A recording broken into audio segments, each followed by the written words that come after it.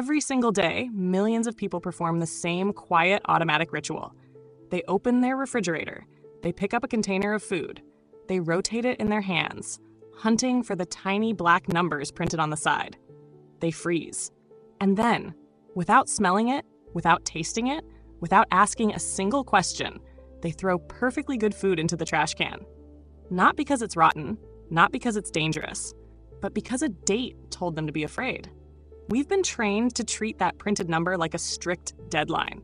Like at midnight on that exact day, something magical happens, and your food becomes poison. But that belief is wrong. And the cost of that misunderstanding isn't just a little money here and there. It's massive. The world wastes an astonishing amount of food every year, so much that global organizations estimate roughly 1/3 of food produced for humans is lost or wasted. And newer data shows that a huge part of that waste happens at the household level, inside homes just like yours and mine. So today, we're going to unpack the hidden story behind food date labels. Where did these dates come from? Why do they look so official? Why do they scare us into throwing food away? We're going to separate myth from fact. We're going to learn what those labels actually mean. And by the end of this video, you'll never look at best before the same way again. Because here's the twist. In many cases, that date on your food is not a safety warning. It's a quality suggestion. And most of the time, the food is still perfectly fine. Now, to understand how we got here, we need to go back in time. Back to the early 1900s, when modern food systems were still being built. Imagine shopping without clear packaging, without standardized refrigeration, without strict food safety rules, especially milk. Back then, milk could spoil fast, and when it spoiled, people got sick, sometimes seriously, so it makes sense that people wanted a way to track freshness. This is where a story enters the conversation that's almost too weird to be real. Al Capone. Yes, Al Capone, the famous gangster. You might have heard the story that Capone pushed for date stamps on milk bottles in Chicago in the 1930s after someone in his family got sick from bad milk. Some versions say it was his sister, others say a niece. Details change depending on who's telling it. And here's the important part. Historians and fact-checkers say this story is more legend than proven fact. There are pieces of the story that may be loosely connected to reality. Capone did have involvement in business, and milk safety was a real issue at the time.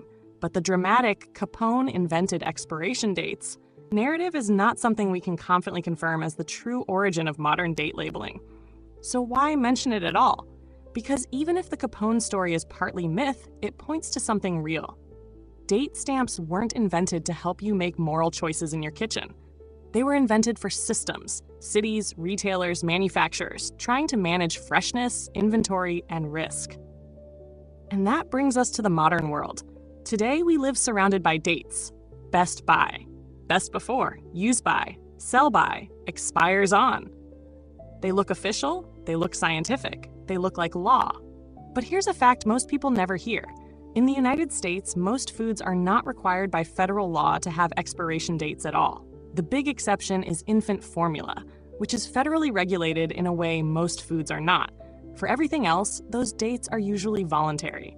They're chosen by manufacturers, and they're often designed to protect quality and reduce customer complaints, not to mark the moment food becomes unsafe. And the government has actually acknowledged the problem. Confusion over date labels drives food waste, and agencies have pushed for clearer, more standardized language. So if the dates aren't always about safety, what do they actually mean? Let's break down the labels, because this is where most of the waste starts. First, best before, best by, best if used by. This is the most misunderstood label on Earth. It is not a safety deadline. It is a quality suggestion. It means this product will taste best before this date. After that date, the chips might be less crunchy. The cereal might lose its snap. The cookies might taste a little stale, but if it has been stored properly, it's usually still safe. In fact, food safety guidance from government sources says that if a product doesn't show signs of spoilage, it can still be wholesome beyond a best if used by date. Again, assuming it has been handled and stored properly. Second, sell by. This one is not meant for you. It's a store management label. It tells the retailer, rotate this product, display it until this date. It's about inventory. It's about shelf management. It's not a countdown to danger. If you buy something on the sell-by date, it's often still good for days afterward, sometimes longer, depending on what it is and how you store it. Third, use by.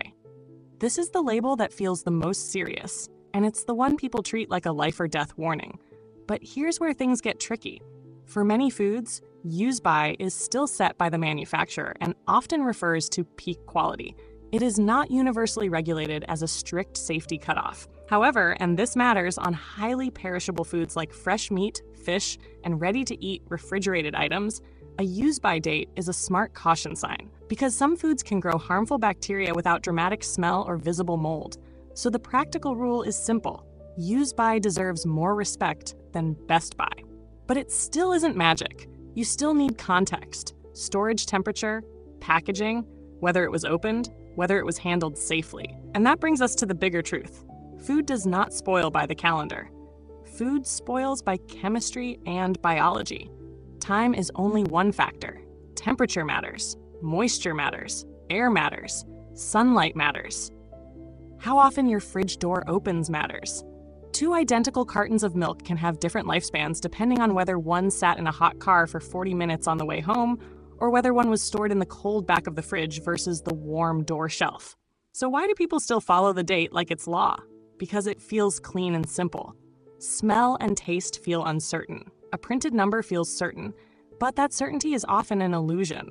In fact, many manufacturers choose conservative dates for a reason. They want you to have the best experience. They want fewer complaints. They want fewer refunds. They want less legal risk. So the date becomes a cushion, a safe buffer, which means in many cases, food is still good beyond it. Now, let's make this practical, because I don't want this to be just theory. Here are a few real-world examples of how to think like a human again, not like a robot obeying ink on plastic. Let's start with eggs. If you're unsure an egg is still good, don't stare at the date. Do a simple test. Put it in a bowl of water. If it sinks and lies flat, it's very fresh. If it sinks but stands upright, it's older but still often usable. If it floats, it's time to throw it away. Why does that work? Because as an egg ages, air enters through the shell and the air pocket grows. More air means more floating. Next, milk. Milk doesn't wake up on a certain day and decide to become dangerous. It sours gradually. Smell it. Pour a little into a glass. Look at the texture. If it smells normal and looks normal, it's probably fine. If it smells sour or you see clumps or it tastes off, then it's done. Now, an important note. This isn't a license to take reckless risks with food. If you're immunocompromised, pregnant, elderly, or feeding young kids, be more cautious. And never gamble with food that looks or smells wrong. But for many packaged foods, especially shelf-stable foods, those dates are mostly about peak quality. Think about dry pasta, rice, cereal, canned goods. Often they remain safe long after the date. The quality might decline, but safety is usually not the issue. Again, assuming packaging is intact and storage is good. So why does this confusion lead to so much waste? Because date labels turn food into a psychological trap. Here's the emotional moment you've probably experienced. You're holding yogurt. It's one day past the date. It looks fine. It smells fine. But your brain whispers, "What if?" And you don't want to risk it, so you throw it out. Now multiply that by millions of households every day.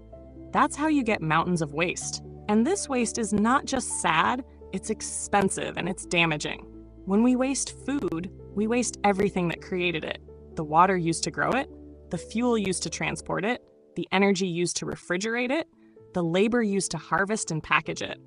And when food ends up in landfills, it breaks down and releases methane, a powerful greenhouse gas. So the next time you throw away food because of a date, you're not just throwing away food, you're throwing away resources, money, energy. And ironically, you're often throwing away something that could have been eaten safely. Now, there is good news. People are starting to fight back against the confusion. Governments and organizations have pushed for clearer labels. And one recommended approach is to simplify the language so consumers aren't staring at 5 different phrases that all sound like danger. There are also tools designed to help you store food smarter, guides that tell you how long foods typically keep in the fridge, freezer, or pantry when handled properly. And that's another powerful point. If you want to beat food waste, the freezer is your best friend because freezing pauses the clock. If you see you're not going to finish bread, freeze it.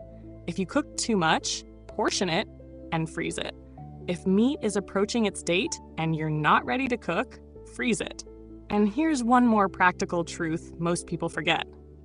Food waste often happens because we store food poorly. Milk stored in the door warms up every time you open the fridge. Meat stored on a crowded shelf can leak and contaminate other foods. Leftovers stored in shallow containers cool faster and stay safer. Small storage habits can extend food life significantly. And now we're at the heart of the entire issue. We were taught to outsource our judgment to a printed number. But humans are not meant to live like that. We are meant to think, to observe, to learn the difference between quality and safety. So here's a simple mindset shift. Treat best by like a suggestion. Treat sell by like a store note. Treat use by with caution, especially for perishable refrigerated foods, but still apply common sense and safe handling. And always trust the strongest signals. Spoilage signs. Storage history. Whether it was opened, whether it smells off, whether it looks wrong. Because the truth is, a date can't smell your milk. A date can't see mold. A date doesn't know your fridge temperature. A date doesn't know if you left it on the counter for 2 hours. You do. And if we get better at this, if we stop living in fear of the calendar, we can cut food waste, save money, and reduce environmental damage without sacrificing safety. So the next time you open your refrigerator, pick up a container and see those tiny black numbers. Pause. Take a breath. And ask a better question than, what does the date say? Ask, how does this food actually look? How does it smell? How is it stored? What label is this? Best by, sell by, or use by? That one moment of awareness can save a meal. And if millions of people do that, it can save a planet-sized amount of waste. Thank you for watching. If this changed the way you think about expiration dates, share this video with someone who always throws food away the second a label turns red in their mind. Hey everyone, if you enjoyed this video, please remember to like, share, and hit that subscribe button and the notification bell right here.